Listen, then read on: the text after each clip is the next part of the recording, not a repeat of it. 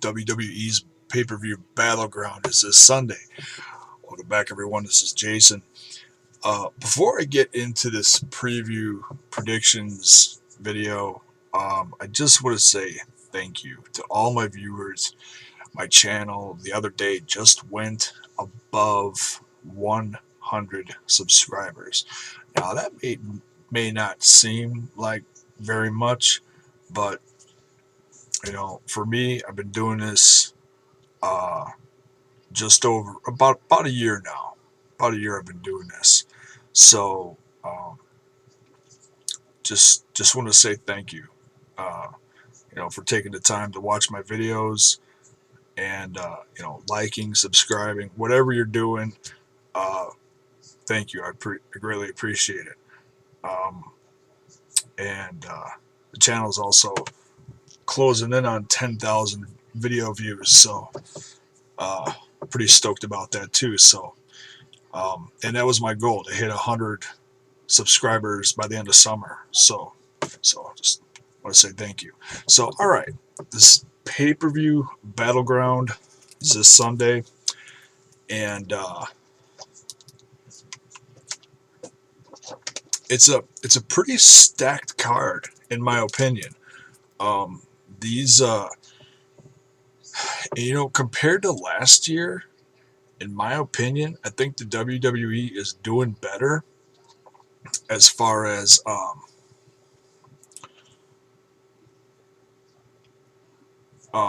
just putting the cards together, putting the rivalries together.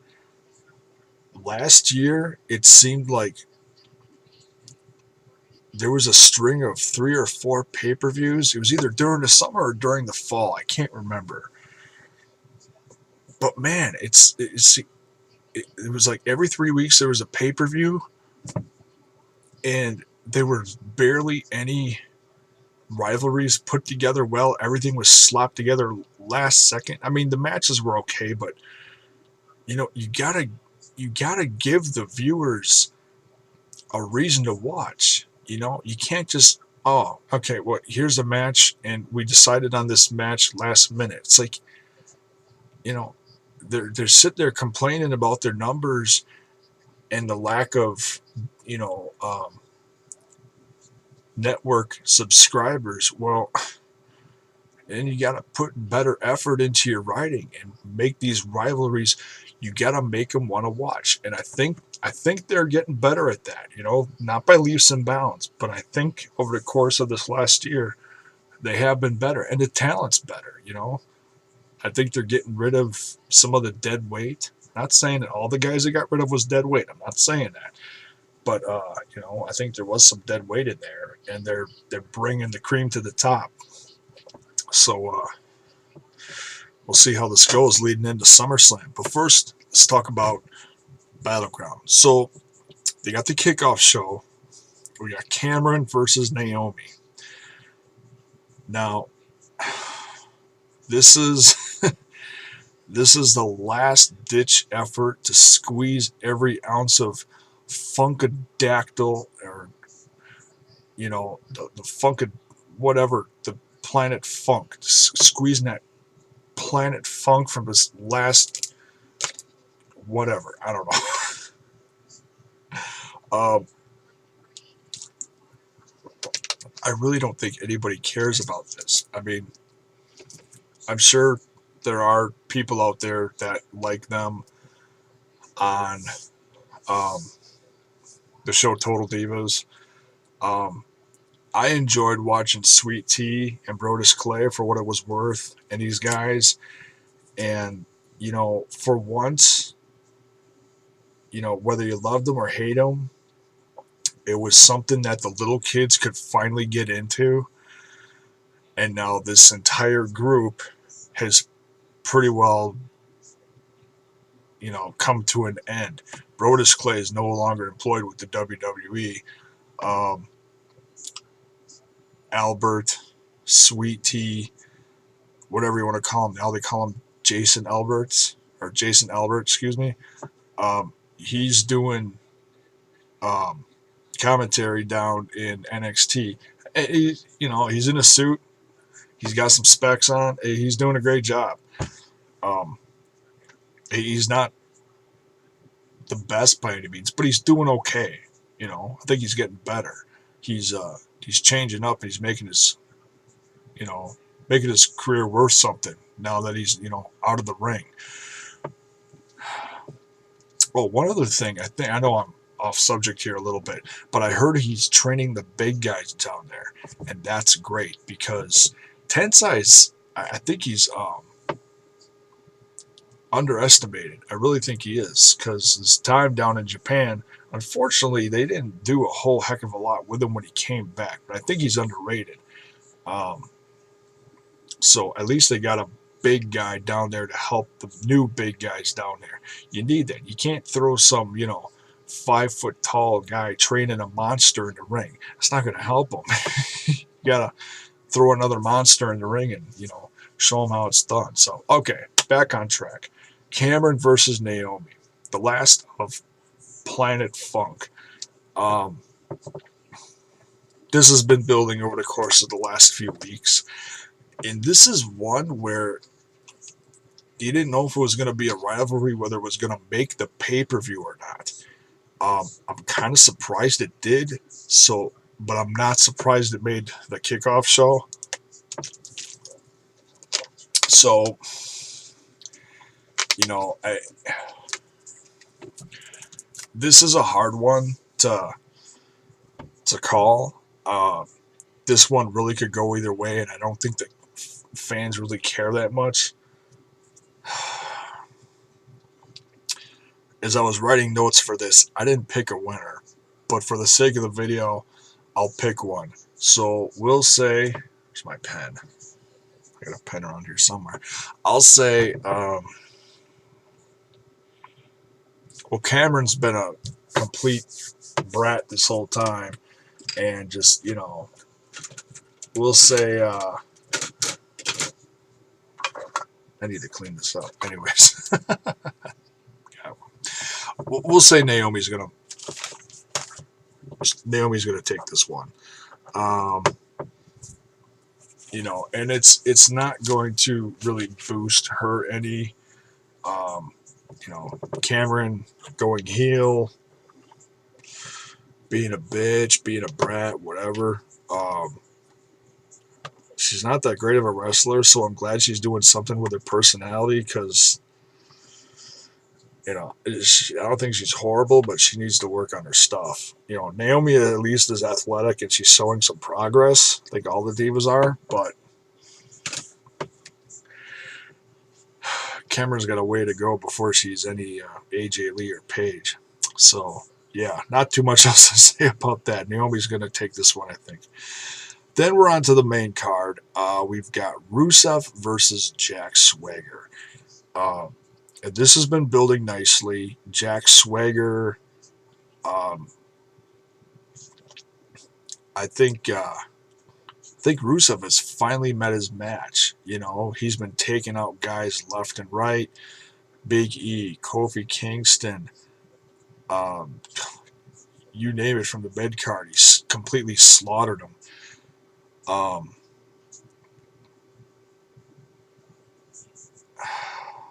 This one's also kind of hard to call because as much as Jack Swagger is really getting this little push, you know, fans are cheering him and we the people, you know, it's like, okay, is he really gonna beat Rusev? Is he really gonna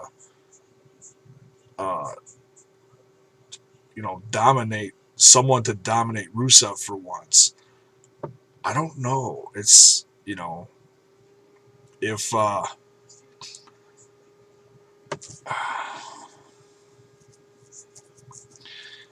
you know, Rusev's been quite the monster, and I really enjoy watching them. I mean, they're really,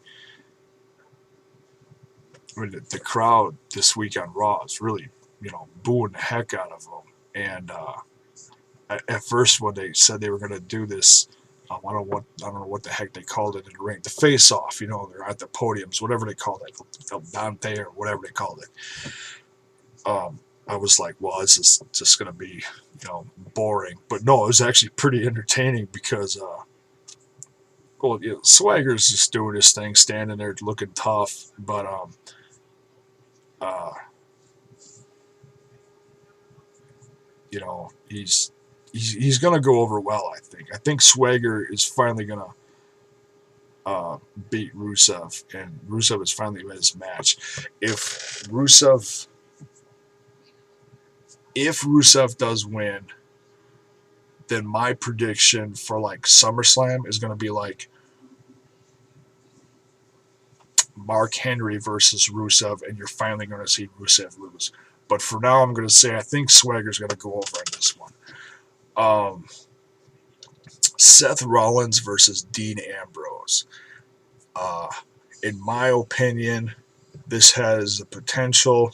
I'm biased. I'm a big fan of both these guys, but I I really do think this match and the next match I'm going to talk about have the potential of being the match of the night. Not that the championship match or the tag match or any of those others are going to be bad, but as far as talent wise and seeing these guys really finally get to go at it and not just attack each other from ringside or whatever, Rollins and Ambrose are going to put on a clinic. At least I'm really hoping they let them. There hasn't been any stipulation put to this match, and I'm a little surprised. Obviously, you can call this a grudge match, I guess. The only stipulation I'd put on this that I could see them doing, by the end of the week when SmackDown comes to TV, would be have it be for the briefcase. Um, that'd be the only thing I could say. Have the briefcase. Um, hey, ladder match. That'd be incredible to see these guys in a ladder match for the briefcase. Because obviously Ambrose wants it too. That's what I would do, honestly, if they do anything last minute with this match. But nonetheless, whether they throw a stip on this, or, whatever, I think Rollins versus Ambrose is going to be one of the matches of the night. Rollins is going to win this one, I think. I could see it going either way, but I honestly think Rollins has a lot of momentum now that he has this briefcase. I think he's going to take this one. It's not going to hurt either guy though. If Ambrose loses,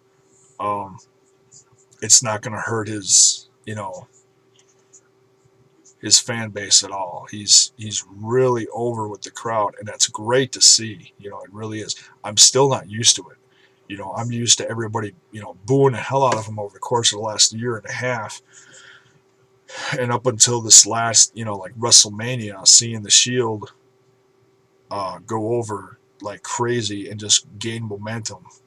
All those guys are doing so good. But, all right, enough about that one. So, yeah, Rollins is going to beat Ambrose. And we'll see by the end of the week if they throw a stip in it. Bray Wyatt versus Chris Jericho. It's so good to see Chris Jericho back. And, it's nice to see that WWE has the talent to, surprise the fans here and there. They don't do it a lot. They should do it more. But, there's so many, different people. Multimedia kills a lot of spoilers here and there. It's hard to surprise the WWE universe anymore, but it's nice to see they can still do it once in a while with Chris Jericho being back. Bray Wyatt versus Chris Jericho. I honestly think, I think before I make the prediction, I think it's funny that they're acting like this is the first time they face each other, and it's not. And if you're like, well, what are you talking about, Jason? Then you obviously haven't watched a lot of episodes of NXT. Go back to, I want to say almost a year ago. It was right before Bray Wyatt and his boys came to the main roster.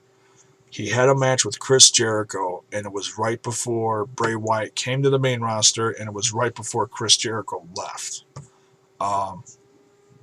Not a real long match, but a great match nonetheless. About a 10-15 minute match, I think. Um, yeah, go find it. You'll do yourself a favor. It's, and I'm sure this will be, as good, if not better, just because it's on that grander scale. Um, Chris Jericho, is great to see him back, but he's been beat down constantly since, he surprised people a few weeks ago. I'd like to see him win this one, and this does have the potential to go through to SummerSlam, and those two have a match again at SummerSlam, and have maybe Bray Wyatt win that one and go over. Um, I've heard some people say that Bray Wyatt's getting boring. I don't see it. I know during his promo last night that the crowd started saying boring. I don't understand. I don't get it. I don't see it. I don't think he's boring at all. To me, he's one of the most original / talented guys / groups to come up from NXT in the last year, next to the Shield. Um, each one of those guys from the Wyatt family has got something to bring to the table. Whether it be the two giants in the tag team, or Bray Wyatt himself as an individual. I do wish Bray Wyatt would wrestle more and not just do the attacks. I mean, it's great to see him in the ring. He's got the talent. I really don't get why they're not putting him in more one-on-one matches. I mean, even if they're squash matches, I don't get it. I don't know if there's some issue I haven't read about or heard about why he's not in the ring more. I mean, he's great on the mic. I get it, and we love it, but I think we need to see more of him, just one-on-one, and we'll see that this Sunday. But more just regular matches during the week. I think we need to see that. But I think Chris Jericho goes over in this one. He's been beat to hell since he's surprised the fans a few weeks ago. And like again, I'll say, this won't hurt Bray. He's a hell of a talent. It won't hurt his momentum at all, I don't think. But we'll see what happens. Next, we've got the Intercontinental Battle Royal. Last count,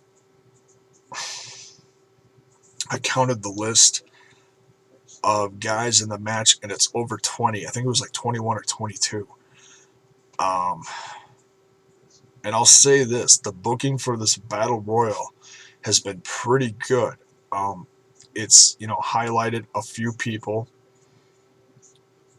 It's confused me a little, though, because it seems like they're featuring Sheamus a lot, and not necessarily for his United States title. He's in this Intercontinental title Battle Royal too, along with several others, and I don't understand why he's in it. He's the United States champion. You'd think he'd be in a match by himself against someone else to defend his championship. So I don't understand that. Maybe this is a way or a hint that they're going to unify them soon. There's been rumors about that over the last few months. So about the last half year, they've been talking about that. Started when Big E was the Intercontinental champion and Dean Ambrose was the United States champion. They were talking about it back then. So, who knows if maybe that still is a plan down the road to unify the two, get rid of one of them, or call it something else. I don't know. But guys like Sheamus, Kingston, Ziggler, I'm not going to list off all the guys in there because, most of them are they're just kind of filler in the match to put more guys in the match. So it's, to me, in my opinion, it's really not worth mentioning. Fandango, all those guys are in it. But I think the guy that has been um, featured the most to win this one, and my pick for it, along with many others I think are going to pick this one, is Cesaro. Um, I think the IC title belt would be great on him. Um, it looks like they're slowly, well, not really slowly, because as of this week, he came out without Paul Heyman. And, well, they didn't say why. There was a rumor that they were talking about on Raw saying that uh, maybe Paul Heyman was fired. And I was like, well, that's strange that they would say that. But, well, he's a bad guy, so they'd say whatever they want about him, I guess. But that was just weird. Um, but of course, the big guy Lesnar's coming back soon. So, we'll see. Um, we'll see who's going to win this one, but my pick is Cesaro. I think that'd be great. Another notch in his belt there. Yeah. Next, we're going to talk about the Divas Championship match. AJ Lee versus Paige. AJ Lee being the champ. Took it from Paige a few weeks ago. Made a big surprise return. Surprised a lot of people. And this rivalry is getting pretty funny between Paige and AJ Lee. Paige is getting sassy, saying she's the best, and yet all of a sudden she's, oh, bravo, bravo, complimenting AJ constantly and just being snarky and, oh man, this, and they're complimenting each other and just sassy and, oh.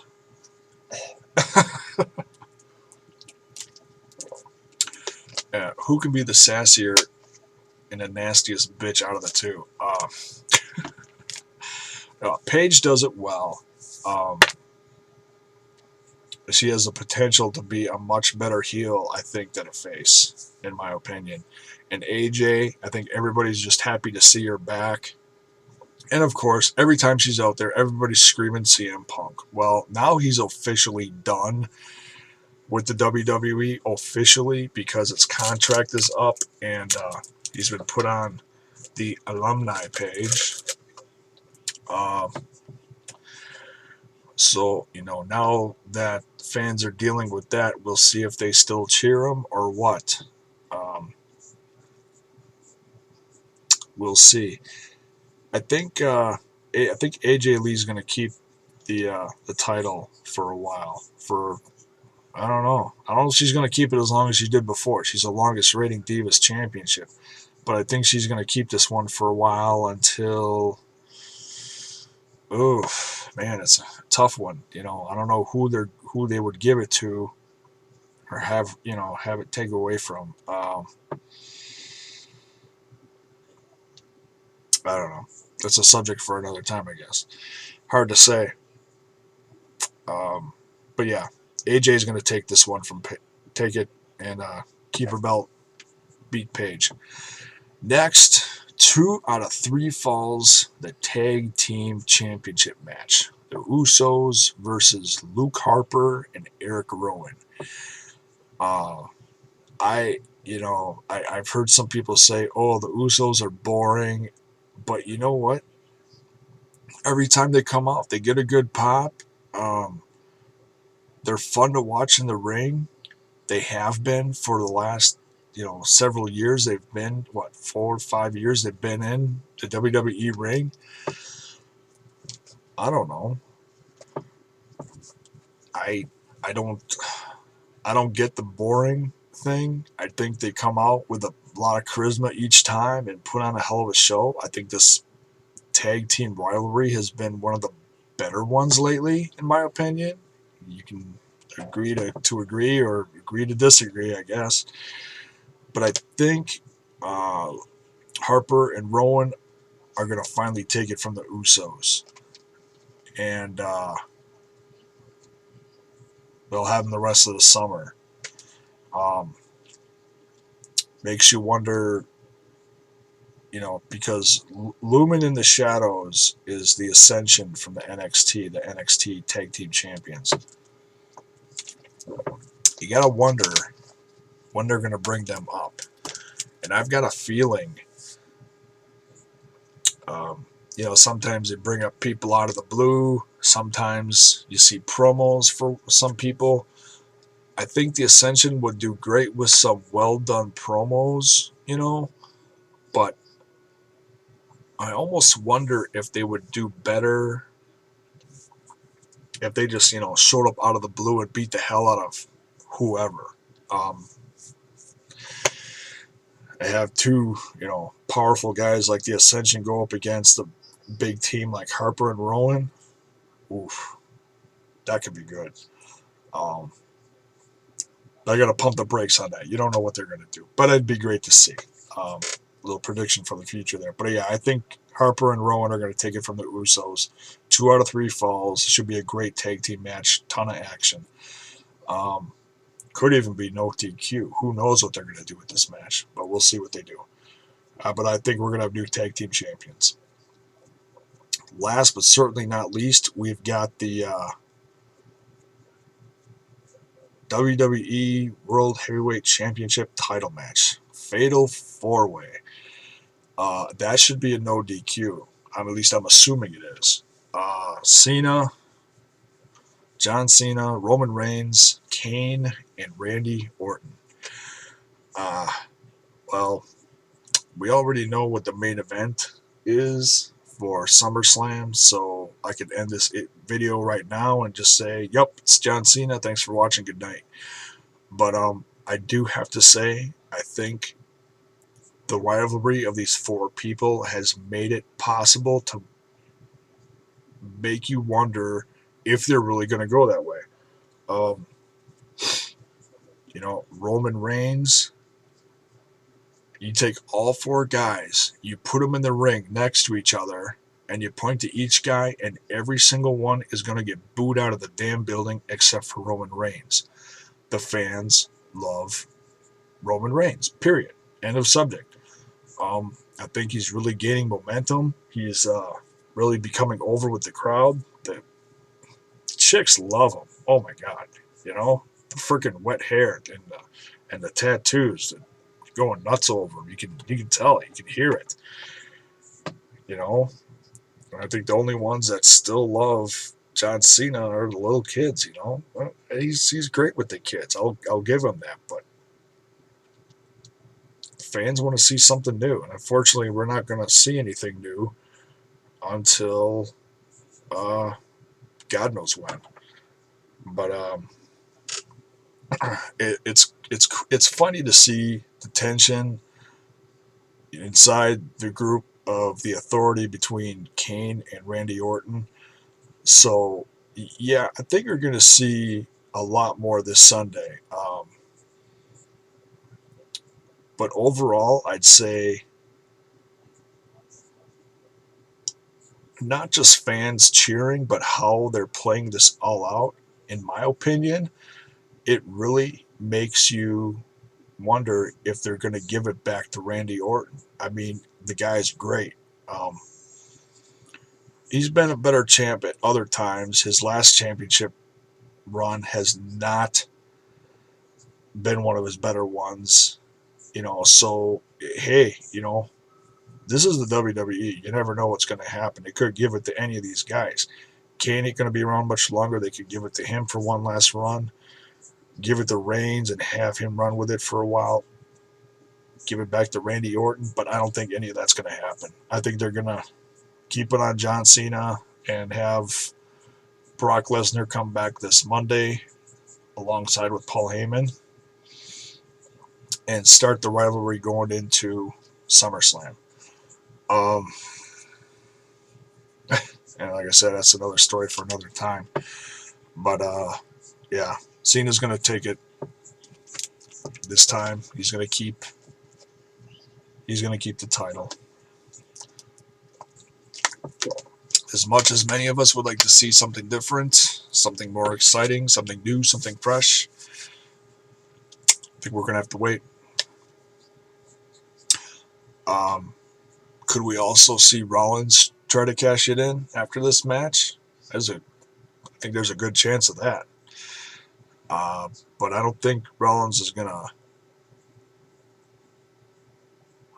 successfully cash it in.